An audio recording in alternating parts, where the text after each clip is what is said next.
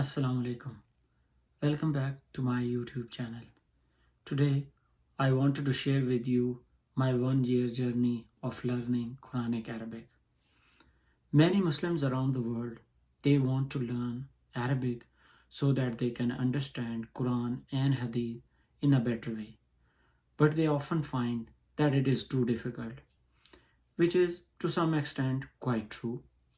Or they simply don't know where to begin, or they don't have enough time, especially with the pressure of work, family, and other daily commitments. I'm going to share with you the similar challenges that I faced and how I overcame those challenges, Alhamdulillah, and found a way to move forward. In this video, I will share with you how it all started, various methods that I tried, and finally found a way to move forward. I will walk you through how it all started and various methods that I tried and how eventually I discovered a practical approach to understand Quranic Arabic. Just to clarify, I'm not talking about our ability to recite Holy Quran or mastering Tajweed rules. I am talking about learning Quranic Arabic as a language to truly understand Quran message directly. So, how this journey started? One day, I was randomly scrolling through YouTube videos when I stumbled upon one video by famous Pakistani scholar Dr. Israr Ahmed. In this video, he was telling us the importance of learning Quranic Arabic so that we can directly connect with Quran message without relying on translations. He was addressing all the professionals, doctors, engineers, scientists, mathematicians. This video, although it is in Urdu, but I will try my best to explain for English audience. I want to share that message with you, and without wasting time, let's listen to Dr. Israr Ahmed. जिसने MSc किया हो, MBBS किया हो, BSc किया हो, engineering पढ़ी हो, computer पढ़ा, वो बगैर समझे पढ़ता है तो मुजरिम, वो कुरान की तौहीन कर रहा है। आपने अंग्रेजी सीखी इतनी कि अंग्रेजों को पढ़ा दे, अरबी इतनी ना सीख सके कि अल्लाह का कलाम पढ़ ले, इसका क्या मतलब है? तुम इसे अल्लाह का कलाम समझते ही नहीं हो, तुम्हारा दावा झूठा है, ये सिर्फ लिप सर्विस है। अगर इसे समझते कि अल्लाह का कलाम है तो कैसे मुमकिन है? खास तौर पर हमारी उर्दू जबान कितने अल्फाज अरबी के हैं, हमारे लिए कितना आसान, फिर हमने नहीं पढ़ा, जाहिर बात है कोई उज़्र नहीं। What is the apology? कोई अपॉलजी नहीं। कि नाज़रा पढ़ने का सवाब तो होगा, लेकिन ये कि जो लोग तालीम याफ्ता हो और वो ना समझे तो वो मुजरिम है, वो अल्लाह क्या पकड़े जाएंगे। उसके लिए जरूरी है कि अरबी जबान इतनी जलील सीखी जाए कि वो बराह रास्त आपके दिल पर उतरे। तर्जुमा जो है, कंटेंट कोई मानी दे देगा, लेकिन उसकी तासीर जो है वो तर्जुमे में आती नहीं। Basically, Dr. Saab is saying that if you are a doctor, engineer, mathematician, or professional, and you are reading Quran without understanding it, just reciting, then you are culprit. You will be held accountable.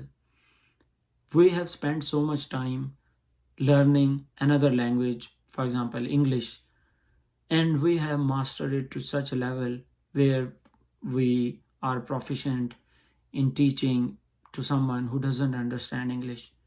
Then if we believe that this book is by Allah, sent upon to His Holy Prophet, then there is no excuse not to learn this Arabic language. There is so much commonalities between Arabic and Urdu or Hindi. So after listening to Dr. Saab's message, for me, there was no excuse left not to learn this language. From this time onwards, I started seriously thinking about spending some serious time, making some serious effort to learn Arabic so that I can understand Quran message without relying on translation. There are some other considerations as well. Imagine you are reading a book by a foreign author in a language which you don't understand. Would you continue reading it, or you would want to understand author original intent and the message that he is trying to convey. Learning Arabic allows you to understand Quran in its original form, as it was meant to be understood. While translations are helpful, but often it miss important details or subtle meanings. Therefore, essence of the message is lost. And to be honest, there are some instances when you don't have an option to use translation. Imagine you are driving in a car and listening to Holy Quran, or you are standing behind Imam during Salah. In those instances, you can't avail those translation. And if we talk about Arabic as a language, it is not a dead language. There are 313 million people who speak Arabic. It is the fifth most spoken language in the world. So learning Arabic, it will not only help you to understand Quran, but you will be also able to connect with so many people in this world. So after those consideration, now I started making serious effort in learning Quranic Arabic. As I mentioned earlier in the video that I tried various methods. Now I will discuss those methods one by one. So first resource that I tried was Quran.com. This was the website that one of my friends suggested me to go through this website. It is a great resource. Let's go through that website and how it works. Open this website Quran.com, and if we look at this website, if we go on one particular word, it will show you its meaning, and under it there is a translation. By default it is selected in English. There are various options. For example, we can check its tafsir, we can play the audio. Let's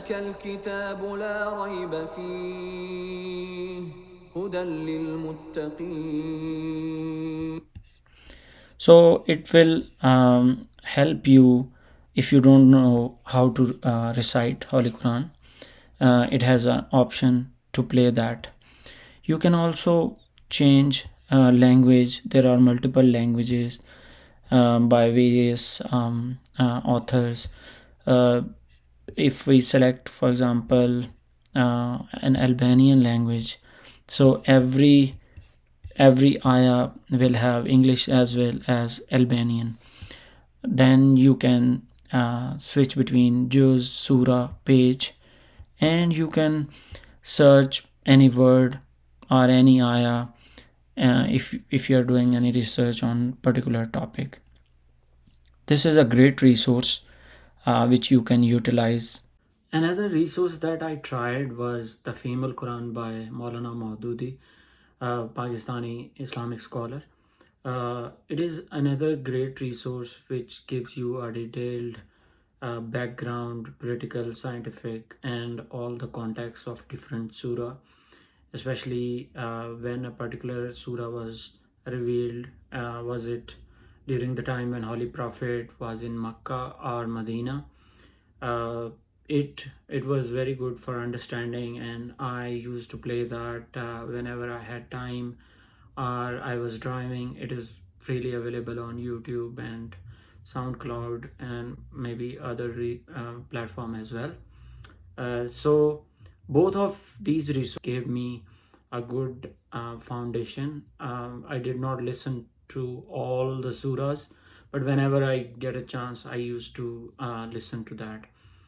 But the problem was that when I was using Quran.com, in Quran.com there are so many words in Holy Quran. Some are repeating again and again, and there are some patterns as well. For example, if we talk about just one word, kala, there are multiple variation in different forms like kala, kala, kalu, kalat, and so on. So I thought there must be a smarter way, because otherwise if I start repeating and learning word by word, it will be a difficult task due to many surahs and many ayahs and then many words in those. When I just started thinking that this is too much of work, especially retaining all the words meaning in my memory, it will be too much daunting task. I found out there was one book on Amazon with the title 80% of Quranic Word.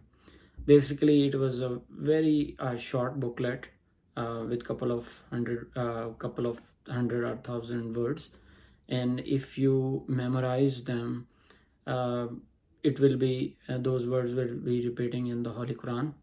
And I thought this is much simpler and easier task, and I printed that book and basically start memorizing words from that. Now I realized that again, due to pattern and how how the word was changing when it was a masculine or feminine word, there were certain patterns. So I thought, like, instead of doing this, if I understand the pattern way, by that I mean if I learn the language, it would be much easier for me. So at this point, I thought, okay, I need to learn Arabic so that I understand the patterns behind it, and then eventually I will be able to understand the Quran better. So I talked to one of my friend, and he was seeking help regarding app development, and it was not his field, totally different domain. And I asked him why he's learning that, and he told me that he's always interested in learning new things, and this thing is quite popular, so that is why. And he asked me that, did you ever learn anything outside your field? And I said, yeah, I just started learning Arabic, and I found this amazing resource, but somehow it is difficult for me. So he actually suggested me one YouTube course by a Pakistani scholar. It is in Urdu, and he told me that it is a very easy way to study Arabic and at your own pace. He also suggested me the book, which the author is following in those. It is Lisan-ul-Quran by Amir Suhail. And this author is an ex-student of Dr. Israr Ahmed, and he did a great service and taught so many students in person as well as through online course. So he gave me link to that course. I will put in the description in the video. I would highly recommend you to basically have a look at that. It is an excellent resource to learn if you want to learn in Urdu and at your own speed, based on your own convenience.